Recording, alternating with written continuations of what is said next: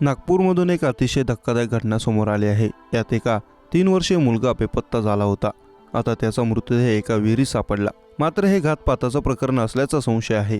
ही घटना नागपूरच्या सिंजर येथून समोर आली असून दिव्यांश असं या चिमुकल्याचं नाव आहे।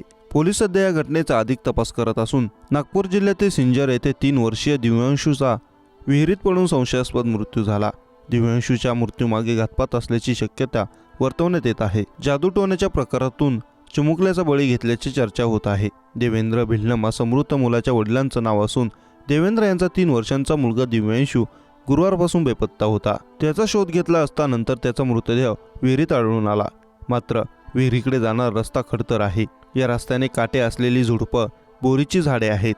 हा रस्ता आणि त्याची अवस्था पाहता 3 वर्षांचा दिव्यांशू तिथे कसा गेला हा प्रश्न उपस्थित होत आहे। त्यामुळे घातपाताची घटना असल्याची संशय व्यक्त केला जात आहे। घटनेचा नागपूर ग्रामीण पोलीस कसून तपास करत आहेत।